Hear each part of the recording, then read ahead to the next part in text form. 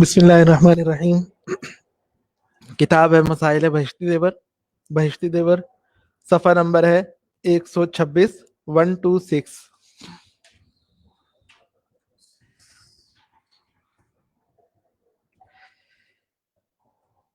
हम नजासतों को पाक करने और नजासतों के इस्तेमाल के हवाले से मसाइल को देख रहे थे। आज है नापाक चीज का बतौर दवा इस्तेमाल। कोई नापाक चीज हो उसका बतौर दवा इस्तेमाल। मसला, जो चीज नजिसुल ऐन है यानी खुद नापाक है, जैसे पाखाना, पेशाब, शराब, मुर्दार, यानी उसका गोश्त, यानी मुर्दार से मुराद है मुर्दार का गोश्त और चर्बी वगैरह, और खिंजीर का गोश्त और ज़िबा किए हुए हराम जानवर का गोश्त और चर्बी वगैरह, तो ऐसी चीज का ना तो खारजी इस्तेमाल दुरुस्त है कि जिस्म पर कहीं हम लेप कर लें, खारजी इस्तेमाल हो गया ना कि बाहर जिस्म पे लेप कर लिया, और ना ही दाखिली इस्तेमाल दुरुस्त है। दाखिली का मतलब ये हो गया कि उसको खाएं पिए, दोनों इस्तेमाल दुरुस्त नहीं है। ये हुक्म है नजिसुल ऐन का। नजिसुल ऐन का मतलब ये कि जिस चीज की जात ही खुद नजासत है। और इसके मुकाबले में आता है मुतनज्जिस, एक लफ्ज बोलते हैं अरबी जुबान में, उसका मतलब होता है कि जो खुद तो नजिस नहीं है लेकिन उसमें नजासत डाल दी गई है, नजासत यानी मिलाकर नजिस बन गई है। जैसे पानी है, पानी के अंदर पेशाब के, थोड़े से पानी के अंदर पेशाब के चंद कतरे गिर जाएं तो ये पानी वैसे तो नापाक नहीं था लेकिन अब पानी भी नजिस है। इसको अरबी जुबान में बोलते हैं मुतनज्जिस। और पेशाब वो बजाते खुद ही नापाक है, इसको बोलेंगे नजिसुल ऐन। तो ये दोनों में फर्क हो जाता है। तो जो चीज नजिसुल ऐन है उसका ना तो खारजी इस्तेमाल दुरुस्त है, मलने के लिए काम कर मिलाएं, या और ना ही उसका दाखिली इस्तेमाल दुरुस्त है कि उसको खाएं पिए। जी जी, मुतनज्जिस वो हुआ, मुतनज्जिस का मतलब ये है कि जो बजाते खुद नजिस नहीं है, नजासत मिल जाने की वजह से नजिस हुआ। जैसे साफ पानी था बर्तन के अंदर, लोटे के अंदर मिसाल के तौर पर साफ पानी पड़ा हुआ था, बच्चे ने उसमें 2 कतरे पेशाब के डाल दिए तो ये सारा लोटा का पानी अब नजिस हो गया। तो ये पानी नजिस नहीं था, ये नजिसुल ऐन नहीं है, मुतनज्जिस है। मुतनज्जिस है का मतलब ये है कि इसके अंदर नजासत गिरने की वजह से, नजासत डालने की वजह से नजिस हुआ है, वरना नजिस नहीं था। ये मुतनज्जिस है। और नजिसुल ऐन का मतलब ये कि जिसकी जात ही खुद नजिस है, जैसे पेशाब है कि पेशाब वो है ही नजिस, वो किसी चीज के मिलाने से नजिस नहीं हुआ, वो बजाते खुद नजिस है। नहीं, नजर आने का यहाँ पे कोई मसला नहीं है कि नजर आती है नहीं आती। मतलब ये है कि एक है कि चीज पैदा ही यानी पैदाइश यानी जब वजूद में आई है तभी नजिस किस फॉर्म में आई है, जैसे पेशाब है या खून है, या जैसे मुर्दार का गोश्त है, खिंजीर का गोश्त है, ये है ही फॉर्म में, ये कुदरती तौर पर वजूद में जब आई है तो आई ही नजासत की शक्ल में है। हमें इसको शरीयत ने हमें शुरू से ये बताया कि ये तो नजिस है। और एक है लोटे के अंदर मौजूद पानी। शरीयत ने ये नहीं कहा कि लोटे के अंदर पानी, जो पानी होता है ये नजिस ही नजिस होता है, नहीं, वो पाक होता है, साफ होता है। लेकिन ये नजिस कब हुआ? जब उसमें 2 कतरे बच्चे ने पेशाब के डाल दिए तो सारा लोटा का पानी उसने नजिस कर दिया। तो ये मुतनज्जिस है कि ये खुद से नजिस नहीं था पहले, बाद में नजिस बना दिया गया। जो चीज दूसरी चीज के मिलाने से नजिस हुई है, जैसे मैंने मिसाल आपको अभी दी, लोटे के अंदर पानी है तो उसका दाखिली इस्तेमाल दुरुस्त नहीं होता। दाखिली का मतलब ये हुआ खाने पीने में, खाने पीने में तो इसका इस्तेमाल दुरुस्त नहीं, अलबत्ता खारजी इस्तेमाल दुरुस्त है। खारजी इस्तेमाल का दुरुस्त ये हो गया, मतलब ये हो गया जैसे लेपने में अगर कहीं नजिस चीज को लेपना पड़ रहा है ऐसी चीज को, तो हम लेप सकते हैं। जैसे नापाक पानी या वो सुरमा जिसमें पित्ते का पानी यानी बाइल मिलाया गया हो, ये पित्तों के अंदर से निकलता है, तो जबकि सुरमे में दीगर चीजों के मुकाबले में ये पानी कम हो, तो इस इस्तेमाल की सूरत में नमाज के वक्त धोना और बाकायदा पाक करना जरूरी है, बाकी लगा सकते हैं। जैसे बाइल है, जानवर के पित्ते में से निकलता है, लेसदार सा मादा होता है, वो मादा सुरमे में लगा के हकीम ने, किसी डॉक्टर ने कहा कि आपको ये लगाना पड़ेगा अपनी आंख में, तो नमाज के वक्त धो लेंगे, बाकी टाइम में लगा हुआ तो लगा रहने देंगे। تنبیہ، ایسی ناپاک چیز کے خارجی استعمال سے بھی پرہیز کرنا زیادہ بہتر ہے.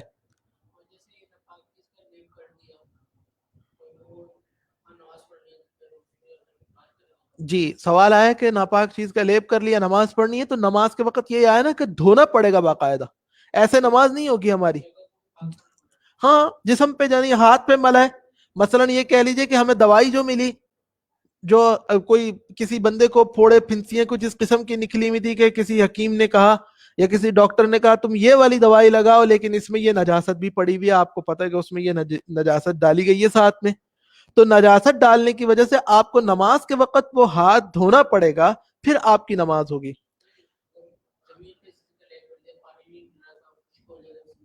نہیں نہیں، زمین کا مسئلہ نہیں ہے، یہ ہے اپنے جسم پہ لگانے کا. ہم خارجی استعمال کی بات کر رہے ہیں اور داخلی کا. داخلی کا مطلب ہوتا ہے جیسے انہیل کرنا، اندر لے جانا، ٹھیک ہے جی، وہ یعنی منہ کے ذریعے سے اندر لے کر جانا نا، یہ داخلی استعمال ہو گیا. میں نے غلط لفظ بولا، داخلی استعمال یہ ہو گیا، اور خارجی کا مطلب یہ ہے کہ جیسے مرہم وغیرہ لگانا، لوشن لگانا، کوئی ایسی چیز لگانا کہ جس میں وہ کوئی نجس چیز آپ کو پتہ ہے کہ ملی ہوئی ہے، تو نماز کے ٹائم پہ اس کو اتارنا ضروری ہے. لیکن تنبیہ، ایسی ناپاک چیز کے خارجی استعمال سے بھی پرہیز کرنا زیادہ بہتر ہے. ایسی چیز مت لگائیں، دوائی کے لیے بھی مت لگائیں، کیونکہ بعض اوقات شدت مرض میں خیال نہیں رہتا اور کپڑوں میں بھی یہ نجس دوا لگ جاتی ہے. لگائی تو صرف ہاتھ پر تھی لیکن کپڑوں میں بھی لگ گئی، شدت تھی تکلیف کی تو ہمیں احساس ہی نہیں رہا. یا بغیر ہاتھ دھوئے کسی برتن کے اندر وہ ہاتھ ڈال دیا تو وہ پانی بھی ناپاک کر دیا ہم نے، اور وہ برتن اور پانی ناپاک ہو جاتا ہے، جس کی وجہ سے گھر کے دوسرے افراد کو بھی نجاست لگ جاتی ہے. بس یہ کہ گنجائش تو ہے ایسے مرہم لگانے کی، لیکن کوشش یہی ہو، اہتمام یہ ہو کہ بھئی یہ بھی نہیں لگانا کہ خواہ مخواہ میں اپنے کپڑے یا دوسروں کے کپڑوں میں یا کسی جگہ پہ نجاست کے اور نجاست کو پھیلانے والی بات ہوگی، تو اس سے گریز ہی کرنا چاہیے. مسئلہ، بعض لوگ جو شیر وغیرہ کی چربی کا خارجی استعمال کرتے ہیں اور اس کو پاک جانتے ہیں، یہ درست نہیں. یہ آج کل تو پتہ نہیں ملتی ہوگی نہیں ملتی ہوگی، جب حضرت رحمت اللہ علیہ نے یعنی مولانا اشرف علی تھانوی صاحب رحمت اللہ علیہ نے جب کتاب لکھی تھی، اس دور میں تو ایسی چیزیں مل جایا کرتی تھیں زیادہ تر، تو اس وقت لوگ یہ سمجھتے تھے کہ ایسی چیزوں کو یعنی اور کسی مردار کی یا جانور کی چربی وغیرہ کو استعمال کرنے میں اس کو پاک ہی سمجھتے ہیں کہ چربی ہے، اس میں کیا ناپاک ہوگا. تو یہ آیا کہ یہ خارجی استعمال کرتے ہیں اور اس کو پاک جانتے ہیں، یہ درست نہیں. ہاں اگر طبیب حاذق دیندار کی یہ رائے ہو، حاذق کا مطلب یہ ہو گیا ماہر معالج ہے اور دیندار بھی ہے، اس کی رائے یہ ہے کہ آپ کو جو بیماری ہے اس مرض کا علاج سوائے شیر کی چربی کے اور کچھ نہیں، تو ایسی حالت میں بعض علماء کے نزدیک درست ہے، اس کا استعمال کرنا درست ہے. لیکن نماز کے وقت اس کو پاک کرنا پھر بھی ضروری ہوگا کہ چربی اتار کر دھو کر پھر نماز پڑھیں، جسم کو دھو کر پھر نماز پڑھیں. آگے ہے استنجا کا بیان. مسئلہ، جو نجاست انسان کے آگے یا پیچھے کے راستے سے نکلے اور مخرج یعنی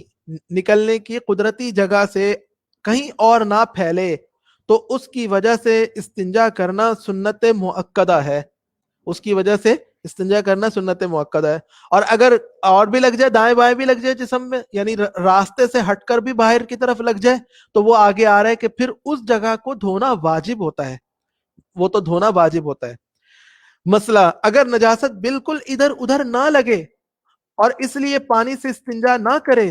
بلکہ پاک پتھر یا ڈھیلے سے استنجا کر لے اور اتنا صاف کر لے کہ نجاست بالکل جاتی رہے تو بھی جائز ہے، لیکن یہ بات صفائی مزاج کے خلاف ہے. البتہ اگر پانی نہ ہو یا کم ہو تو پھر مجبوری ہے کہ خالی ڈھیلوں وغیرہ سے پتھر پر ہی اکتفا کر لیا جائے.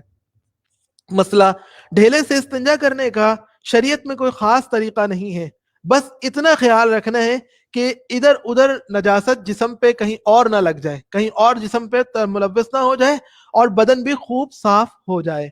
تنبیہ، حق اور مختار بات یہی ہے کہ استنجے کے لیے کوئی خاص کیفیت مخصوص نہیں ہے اور نہ ہی کوئی عدد مسنون ہے، بلکہ مقصود صفائی ہے، وہ جس طریقے سے بھی حاصل ہو جائے کافی ہے. رہا بعض فقہا کا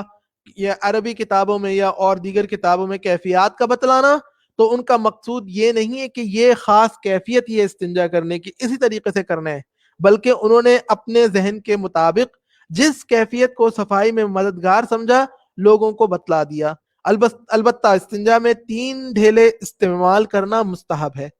3 سے کم بھی کر سکتے ہیں لیکن 3 ڈھیلے استعمال کرنا مستحب ہے۔ یہ اگر پتھر وغیرہ سے کرنا ہو، مٹی سے کرنا ہو، پانی شارٹ ہونے کی وجہ سے، تو کم از کم 3 ڈھیلے استعمال کر لیں۔ پیشاب کا ہو یا پخانے کا ہو، جو قدرتی جگہ ہے بس اسی جگہ سے ہی نکلا ہے، دائیں بائیں جسم میں کہیں بھی کچھ نہیں لگا، تو پانی کم ہونے کی وجہ سے صرف مٹی کے اوپر اکتفا کرنا، ٹیشو پیپر پہ اکتفا کرنا، ایسی چیزوں پر اکتفا کرنے کی گنجائش ہے، اس سے پاک ہو جاتا ہے۔ جی ہاں، اگر یعنی جو قدرتی راستے کے علاوہ کہیں اور دائیں بائیں نہیں لگتی، اگر غلطی سے جسم پہ کہیں بھی لگ گئی، نجاست لگ گئی، تو پھر اس جگہ کو دھونا ہی پڑے گا جہاں پہ باہر نجاست لگی ہے۔ جی نہیں، وہ یہ سوال آیا کہ ٹیشو متبادل ہو سکتے نہیں ہو سکتا، یہ ہم نے پیچھے جو ہے نا پاک کرنے کے، جو جہاں پہ نجاست لگ جائے ان جگہوں کو پاک کرنے کے طریقے ہم نے پڑھے نا، تو ان میں سے ایک وہ جو جسم پہ جہاں نجاست لگ جاتی ہے انسانی جسم پہ، تو اس میں نجاست کو پاک کرنے کا طریقہ صرف اور صرف ہمیں دھونا بتایا گیا ہے، سوائے منی کے کہ اس کو کھرچ کر بھی پاک کیا جا سکتا ہے۔ نہیں، مقدار کا تعین نہیں ہے، مقدار کا تعین نہیں ہے، پاک کرنے کا، جی پاک کرنے کا طریقہ ایک ہی ہے۔ ہاں وہ ایک علیحدہ بات ہے کہ نجاست تھوڑی سی لگی رہ گئی، اس کا ہمیں پتہ لگ گیا کتنے سینٹی میٹر، مربع سینٹی میٹر لگی رہ جائے، تو نماز پڑھ لی، بعد میں ہمیں پتہ لگا کہ یہاں نجاست لگی ہوئی تھی تو نماز ہو گئی، دہرانے کی ضرورت نہیں ہے، وہ علیحدہ مسئلہ ہے۔ لیکن پاک کرنے کا، جسم کو پاک کرنے کا طریقہ دیگر نجاستوں میں یعنی پیشاب پخانے میں خاص طور پر پانی سے دھونے کے علاوہ اور کوئی طریقہ نہیں ہے۔ جسم کو، کپڑے کا بھی ہم نے پڑھ لیا علیحدہ حکم ہے، زمین کا پڑھ لیا کہ زمین خشک ہونے سے پاک ہو جاتی ہے، کسی اور لکڑی وغیرہ پہ لگ گئی تھی یا کسی اور چیز پہ لگ گئی تھی اس کو جلا دیا، جلانے سے بھی پاک ہو جاتی ہیں۔ یعنی مختلف چیزوں کو مختلف ہم نے طریقے پڑھے کہ کس چیز کو کیسے، موزے پہ لگ جائے تو کپڑے پر اس پہ پخانا لگ گیا، اگر کسی کے چمڑے کے موزے پر اس کو فوراً گھس دے، زمین کے اوپر گھسنے سے بھی پاک ہو جائے گا۔ مختلف طریقے ہم نے پڑھے ہیں، تو انسانی جسم کو پاک کرنے کا جو طریقہ ہمارے سامنے آیا ہے وہ سوائے منی کے باقی تمام نجاستوں میں پاک کرنے کا ایک ہی طریقہ بتایا گیا، دھونا ہے، تو دھونا ہی پڑے گا۔ پانی نہیں بھی ہے تو وہ ایک علیحدہ مسئلہ ہے کہ آپ کے پاس پانی بالکل نہیں ہے تو آپ کیا کریں گے، تو وہاں پہ ہم نے پڑھ لیا کہ جس کے پاس نجاست سے جسم کو پاک کرنے کے لیے پانی نہیں ہے تو کیا وہ نماز پڑھے گا یا نہیں پڑھے گا؟ ہم نے پڑھا کہ ہم نماز پڑھے گا، وہ اس کو یعنی نماز کو، ہاں جی نہیں، تیمم تو وہ اس کے لیے کرے گا نا، وضو کے لیے کرے گا، لیکن کپڑے نجس ہیں، مثلا کپڑے نجس ہیں تو کیا برہنہ ہو کر نماز پڑھے، یا جسم پہ خون لگا ہوا پاک کرنے کی کوئی چیز نہیں، نہیں نماز پڑھے گا، نماز اسی طرح ہی پڑھے گا۔ ٹھیک ہے جی۔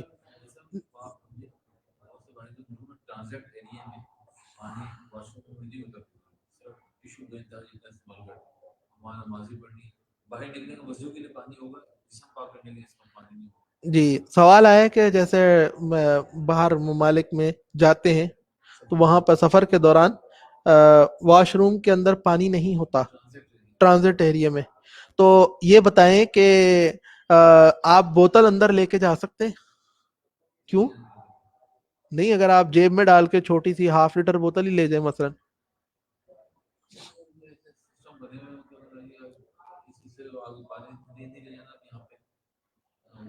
خیر یہ تو پھر کسی کو اگر کوئی مسئلہ ایسا پیش آ جائے، اتنی تو گنجائش ہے کہ جو قدرتی راستہ ہے وہیں پر ہی نجاست لگی ہوئی ہے، دائیں بائیں جسم میں کہیں اور نہیں لگ رہی، تو ٹیشو پیپر کے استعمال کرنے سے پاکی حاصل ہو جاتی ہے، پانی استعمال کرنا ضروری نہیں ہوتا۔ اگر دائیں بائیں نجاست لگتی ہے تو پھر اس کو دھونے کا حکم ہوتا ہے۔ اب کوئی بندے کو کیا مسئلہ پیش آ رہا ہے کیا نہیں آ رہا، وہ پھر اس دارالفتاح میں آپ یعنی علیحدہ سے بھی اس کے بارے میں تفصیل معلوم کر سکتے ہیں جی، وہ ہم پھر اس کو بعد میں ڈسکس کر لیں گے۔ اچھا جی، مسئلہ یہ ہے ڈھیلے سے استنجا کرنے کے بعد پانی سے استنجا کرنا سنت ہے۔ اگر ڈھیلے سے بھی استنجا کرنے ہیں اس کے بعد پانی موجود ہے تو پانی سے استنجا کرنا سنت ہے، لیکن اگر نجاست ہتھیلی کے گہراؤ سے پھیل جائے تو ایسے وقت میں پانی سے دھونا واجب ہے، دھوئے بغیر نماز نہ ہوگی۔ اگر نجاست پھیلی نہ ہو تو صرف ڈھیلے سے پاک کر کے نماز درست ہے، لیکن سنت کے خلاف ہے۔ مسئلہ، پانی سے استنجا کرے تو پہلے دونوں ہاتھوں کو پونچوں تک دھو لے، یعنی ہم نے یعنی کوئی بندہ سو کے اٹھا ہے، اب اس نے استنجا بھی کرنا ہے تو پہلے اپنے دونوں ہاتھوں کو دھو لے۔ ڈائریکٹ پانی کے اندر ہاتھ ڈالنا بغیر ہاتھوں کے دھوئے، یہ ہم نے پیچھے پڑھ لیا، حدیث پاک میں سے منع کیا گیا کہ آدمی پہلے ہاتھوں کو دھوئے نہ اور کسی بھی برتن میں پانی ڈالے، بھلے استنجا کرنے کے لیے ڈالنا ہے تو ایسے مت۔ جی ہاں، نلکے میں سے دھو لے جا کے، نلکے کا تو مسئلہ نہیں ہے، برتن کے اندر پانی میں ہاتھ ڈالنا منع ہے۔ پھر تنہائی کی جگہ جا کر بدن ڈھیلا کر کے بیٹھے اور اتنا دھوئے کہ دل کہنے لگے کہ اب بدن پاک ہو گیا ہے۔ البتہ اگر کوئی شخص شکی مزاج ہو تو وہ 3 دفعہ یا 7 دفعہ دھو لے، بس اس سے زیادہ نہ دھوئے۔ 3 دفعہ یا 7 دفعہ سے زیادہ دھونا تو پھر یہ اسراف کے اندر آ جائے گا نا، پانی کو ضائع کرنے کے اندر آ جائے گا، وہ تو کسی طور جائز نہیں ہے۔ اور اگر کسی کو ایک دفعہ ہی دھونے سے دل اطمینان ہو گیا تو ہم کہیں گے ٹھیک ہے، تمہارا یعنی نجاست دور ہو گئی۔ مسئلہ، ہڈی اور نجاست، خود نجاست جیسے گوبر، لید وغیرہ، کوئلہ، کنکر، شیشہ اور پکی اینٹ، کھانے کی کوئی چیز اور کاغذ سے اور دانے ہاتھ سے استنجا کرنا برا اور منع ہے، ایسا نہ کرنا چاہیے، لیکن اگر کوئی کر لے تو بدن پاک ہو جائے گا، یعنی استنجا ہو جائے گا۔ مسئلہ، کھڑے کھڑے پیشاب کرنا منع ہے۔ مسئلہ، چھوٹے بچے کو قبلے کی طرف بٹھا کر پیشاب پخانا کرانا بھی مکروہ اور منع ہے، بڑوں کو بھی منع ہے، چھوٹوں کو بھی منع ہے۔ مسئلہ، استنجا کے بچے ہوئے پانی سے وضو کرنا درست ہے، اور وضو کے بچے ہوئے پانی سے استنجا کرنا بھی درست ہے، لیکن نہ کرنا بہتر ہے۔ یہ جہاں پہ پانی کم ہوتا ہے، بلوچستان کے علاقے ہو گئے یا سندھ کے علاقے ہو گئے، وہاں پر پھر ایسے مسئلے زیادہ پیش آتے ہیں کہ تھوڑا سا پانی ہے، آدمی کہتا ہے دور، بہت دور جانا پڑے گا لینے، تو کرنا البتہ درست ہے، اسے یعنی استنجا کیا، باقی بچا ہوا پانی اس سے وضو کر سکتے تو وضو کرنا چاہیں تو کر سکتے ہیں، شرعی طور پر کوئی ممانعت نہیں ہے، لیکن پانی وافر ہو تو پھر نہ کریں تو بہتر ہے۔ مسئلہ، جب پاخانہ پیشاب کو جائے تو پاخانے کے دروازے سے باہر یعنی بیت الخلاء کے دروازے سے باہر بسم اللہ کہے اور یہ دعا پڑھے، اللہم انی اعوذ بک من الخبث والخبائث، اور ننگے سر نہ جائے۔ اور اگر کسی انگوٹھی وغیرہ پر اللہ رسول کا نام ہو تو اس کو اتار ڈالے اور پھر پہلے پایا پیر رکھے اور اندر خدا کا نام نہ لے، نام باہر ہی لے لے۔ اور اگر چھینک آئے تو فقط دل ہی دل میں الحمدللہ کہے، زبان سے کچھ نہ کہے، نہ وہاں کچھ بولے نہ بات کرے۔ پھر جب نکلے تو پہلے داہنا پیر نکالے اور دروازے سے نکل کر باہر آ کر یہ دعا پڑھے، غفرانک الحمد للہ الذی اذهب عنی الاذی وعافانی۔ اور استنجے کے بعد بائیں ہاتھ کو صابن سے مل کر دھو لے، اور اگر صابن نہ ہو تو زمین پر رگڑ کے یا مٹی سے مل کر دھو لے، یہ بہتر ہے۔ پیشاب پخانے کے وقت جن امور سے بچنا چاہیے، بات کرنا، جی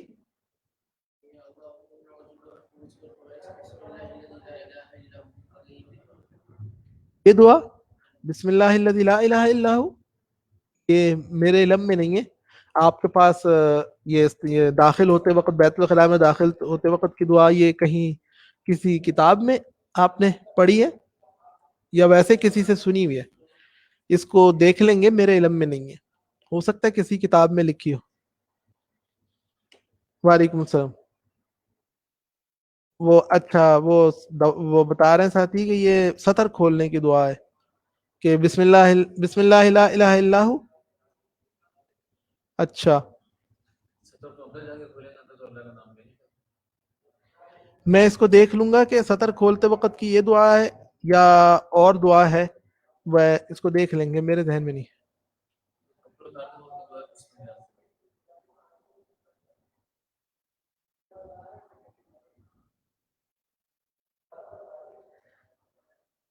جی میرے ذہن میں دوسری دعا تھی، وہ تھی یہ اعوذ باللہ کا غالباً تذکرہ آتا ہے اس میں سطر کھولتے وقت کہ شیطان پھر قریب نہیں آتا اور وہ شرارت نہیں کرتا، کچھ اس کا ذکر ہے، تو انشاءاللہ اس کو دیکھ لیں گے کہ وہ یا یہ والی دعا مسنون ہے یا کیا ہے، یا مجھے اس کے بارے میں، اس دعا کے بارے میں مجھے خاص کنفرم. جی جی انشاءاللہ، جی انشاءاللہ. اچھا، پیشاب پخانے کے وقت جن امور سے بچنا چاہیے: بات کرنا، بلا ضرورت کھانسنا. بات کرنے میں فون پر بات کرنی یا ویسے کوئی بھی بات ہو، یہ باتیں کرنا منع ہے بلا پیشاب پخانے کے وقت. بلا ضرورت کھانسنا، کسی آیت، حدیث یا متبرک چیز کا پڑھنا، ایسی چیز جس پر خدا یا نبی یا کسی فرشتے وغیرہ کا نام یا کوئی آیت یا حدیث یا دعا لکھی ہوئی ہو، اپنے ساتھ رکھنا. البتہ اگر ایسی چیز جیب میں ہو یا تعویذ کپڑے وغیرہ میں لپٹا ہوا ہو تو کراہت نہیں. کھلا لے کے جانا اپنے ساتھ، کھلا تعویذ یا کھلا کارڈ ہے جیسے چھپا ہوا ہے، اس کے اوپر کوئی دعا لکھی ہوئی ہے یا حضور صلی اللہ علیہ وسلم کا نام گرامی لکھا ہوا ہے، یا کسی فرشتے یعنی جو متبرک چیزیں سمجھی جاتی ہیں ان کا نام لکھا ہوا ہو، کھلا کارڈ لے کر یعنی لگا ہوا جیسے بیج ہی کسی کے لگا ہوا ہے وہ لے کے جا رہا ہے تو یہ چیز منع ہے. ہاں البتہ جیب میں رکھ کے لے جائے تو پھر کوئی حرج کی بات نہیں ہے، یا لپٹا ہوا ہو کسی کپڑے میں. جی ہاں جی، جیب میں رکھی ہوئی ہے تو خیر ہے. البتہ اگر ایسی چیز جیب میں ہو یا تعویذ کپڑے وغیرہ میں لپٹا ہوا ہو تو کراہت نہیں. بلا ضرورت کھڑے ہو کر یا لیٹ کر پخانا پیشاب کرنا، تمام کپڑے اتار کر برہنہ ہو کر پخانا پیشاب کرنا،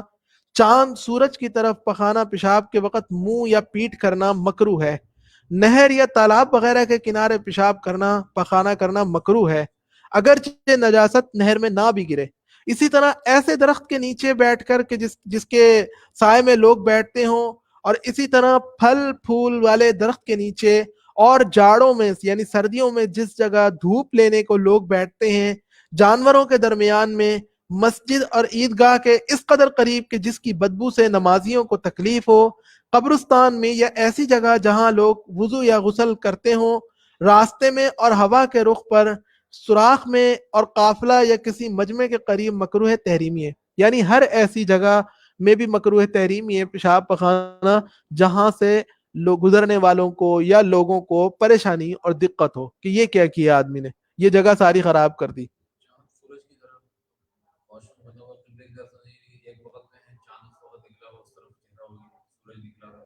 نہیں، جب چاند سورج کی طرف کہہ رہے نا تو یہ قبلے کی طرف ہی آئے گا. چاند مغرب سے نکلے گا تو مشرق کی طرف آئے گا، پھر واپس مغرب میں ہی چلا جائے گا. یا جی سورج مشرق مغرب قبلے کی طرف ہی آئے گی. جی جی وہ دیکھ لیں گے، یہاں پر یہ بات لکھی ہوئی ہے کہ چاند سورج کی طرف، تو دنیا کے دیگر ممالک میں کیا ترتیب ہے، یا یہ حضرت نے کہیں قبلے کی طرف کو بتانے کے لیے چاند سورج کی طرف سمجھانے کے لیے لکھ دیا ہو حضرت تھانوی رحمۃ اللہ علیہ نے. اس کو دیکھ لیں گے کہ کیا مراد ہے اس سے، میرے ذہن میں آگے نہیں ہے. حاصل یہ کہ ایسی جگہ جہاں لوگ اٹھتے بیٹھتے ہوں اور ان کو تکلیف ہو، اور ایسی جگہ جہاں سے نجاست بہہ کر اپنی طرف آئے، یعنی بلندی کی طرف منہ کر کے بیٹھ جائے تو وہاں سے پلٹ کے واپس اپنی جگہ پر نجاست آئے گی تو یہ مکروہ ہے. جن چیزوں سے استنجا کرنا درست نہیں: ہڈی، کھانے کی چیزیں، لید اور دیگر ناپاک چیزیں، وہ ڈھیلا یا پتھر جس سے ایک دفعہ استنجا ہو چکا ہو، پختہ اینٹ، ٹھیکری، شیشہ، کوئلہ، چونا، لوہا وغیرہ، اور ایسی چیزوں سے استنجا کرنا جو نجاست کو صاف نہ کریں جیسے سرکہ وغیرہ، اور وہ چیزیں جن کو جانور کھاتے ہوں جیسے بھوسا اور گھاس وغیرہ، اور ایسی چیزیں جو قیمت دار ہوں خواہ تھوڑی قیمت کی ہوں یا بہت، جیسے کپڑا، یعنی وہ کپڑا جس کو اگر استنجا کے بعد دھویا جائے تو اس کی قیمت میں کمی آ جائے گی، استنجا کرنے کے بعد دھوئیں یعنی کریں گے تو پھر قیمت میں کمی آ جائے گی، تو اس کو گویا کہ بے قیمت کر دیا، ایک کام میں ایسے کام میں استعمال کر کے اس کی قیمت گرا دی. نہیں ٹیشو اس میں نہیں آئے گا. عرق وغیرہ، آدمی کے وہ اجزاء جیسے بال، ہڈی، گوشت وغیرہ، مسجد کی چٹائی یا مسجد کا کوڑا، جھاڑو وغیرہ، درختوں کے پتوں، کاغذ خواہ لکھا ہو یا سادہ، زمزم کا پانی، روئی اور ایسی تمام چیزیں جن سے انسان یا ان کے جانور نفع اٹھائیں، ان تمام چیزوں سے استنجا کرنا مکروہ ہے. جن چیزوں سے استنجا کرنا درست ہے وہ یہ ہیں: پانی، مٹی کا ڈھیلا، پتھر، بے قیمت کپڑا، ٹیشو پیپر اور وہ تمام چیزیں جو پاک ہوں اور نجاست کو دور کریں، بشرطے کہ مال اور قدر و قیمت والی نہ ہوں۔ ٹیشو پیپر کو تو چونکہ خاص اسی مقصد کے لیے بنایا جاتا ہے نا دنیا میں، یعنی کہہ لیں کہ ٹوائلٹ رول کے طور پر جیسے بنایا جاتا ہے، تو وہ خاص اسی مقصد کے لیے بنایا جاتا ہے کہ کہ جیب میں رکھ کے لے جانا بھی آسان ہوگا، یا جہاں پہ جیسے آپ نے بتایا کہ پانی کا استعمال ممنوع ہے تو وہاں پر وہ اس کو استعمال کرتے، اس مقصد کی وجہ سے اس کی گنجائش ہے۔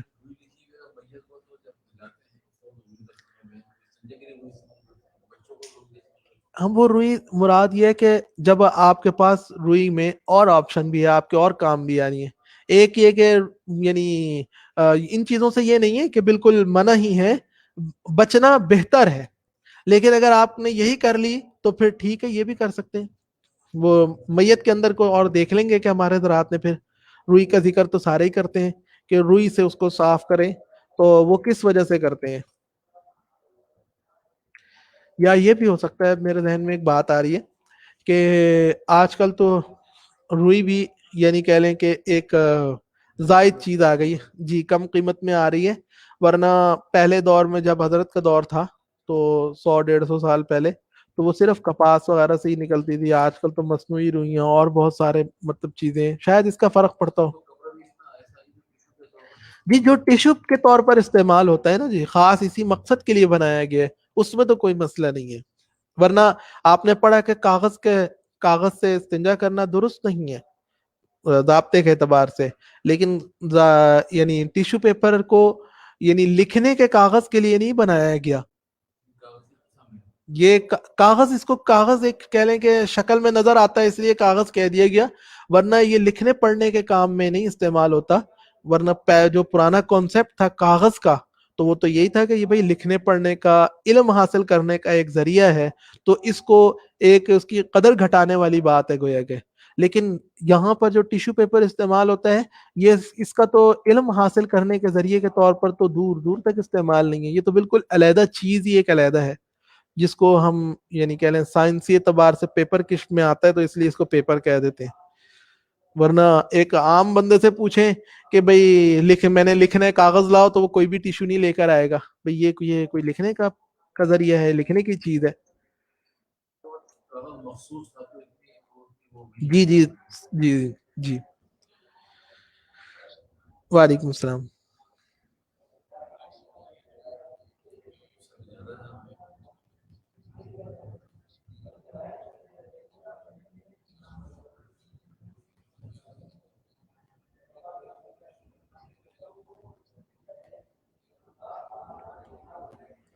یہ آپ فرمائیں گے کہ کہاں پر یعنی آیا، میں سمجھ نہیں سکا۔ نہیں وہ تو ٹھیک ہے، لیکن تھوڑا سا فرمائیں گے کہ کتاب میں کہاں سے آپ یعنی کہہ رہے ہیں کہ یہ بات میں ایک دم میں کنفیوز ہو گیا۔ اچھا اچھا ٹھیک ہے، جی جی سمجھ گیا جی، وہ جو آیا ہے کہ حرام چیزوں یا نجاست کا استعمال ناپاک، جی جی آپ اب فرمائیے، اس میں آپ کیا فرما رہے ہیں مسئلہ؟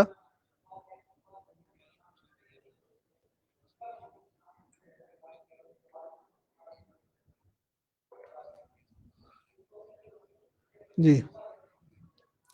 وہ ایک قبیلہ تھا، تو اس کے لوگوں کو تکلیف ہوئی تھی تو آپ صلی اللہ علیہ وسلم نے ان کو اجازت دی تھی تو کہ وہ اونٹ کے دودھ اور پیشاب کو مکس کر کے پیئے، تو اس کے اوپر نا یعنی محدثین نے بہت کچھ لکھا ہے،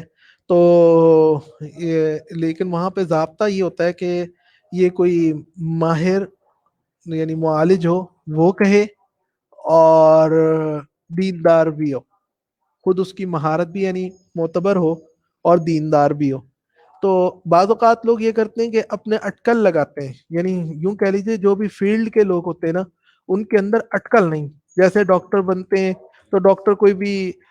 کہے کہ میرا یہ ایک رائے ہے یا میرا تجربہ ہے، تو بھائی تجربہ کس بنیاد پہ ہے؟ سارے ڈاکٹرز اس کو پرکھنے کا جو ان کا طریقہ ہوتا ہے میڈیکل بنیادوں پر اور سارا کچھ کر کر آ کے وہ کہتے ہیں، تو یہ ایک تجربہ کر کر کے یعنی بات کی بھی ہو یا تجربہ نہیں، وہ پہلے اس کی جیسے تھیوری ہوتی ہے نا، ہر کام کی پہلے تھیوری تیار ہوتی ہے، پھر اس کے بعد پریکٹس کی باری آتی ہے، پریکٹیکل کرتے ہیں. تو تھیوری کوئی نہ ہو، پریکٹیکل پہ ساری بات ہو، تو اس کا مطلب یہ ہوگا کہ بھئی یہ تو کوئی ماہر والی بات تو نہیں ہے نا. ماہر کی بات تو یہ ہوگی کہ پہلے وہ تھیوری آپ کو بتائے گا کہ میں اس بنیاد پر کہہ رہا ہوں، اور اس کو تجربہ کریں، انشاءاللہ بہت فائدہ ہوگا. پھر کسی نے تجربہ کیا تو وہ کامیاب بھی نکلا. تو یہ چیز ضروری ہوتی ہے. آج کل یہ مسئلہ ہوتا ہے کہ لوگوں کے پاس تھیوری نہیں ہوتی، وہ تو اس لیے جب تھیوری کوئی نہیں ہے تو ہم ان کو کیسے کہہ سکتے ہیں کہ یہ ماہر بھی ہے. باقی مسئلہ ایسا ہے کہ وہ تو کتابوں میں لکھا ہوا ہے کہ کوئی بھی نجس چیز ہو اس کا داخلی استعمال بھی گنجائش ہوتی ہے اس وقت کہ جب کہ دیندار اور ماہر معالج کہتا ہے کہ آپ اس حرام چیز کو اگر استعمال نہیں کریں گے تو ہمارے پاس اس کے علاوہ اور کوئی علاج نہیں ہے، تو وہاں پر اس کے استعمال کرنے کی گنجائش ہوتی ہے، وہ حلال ہو جاتی ہے اس صورت میں.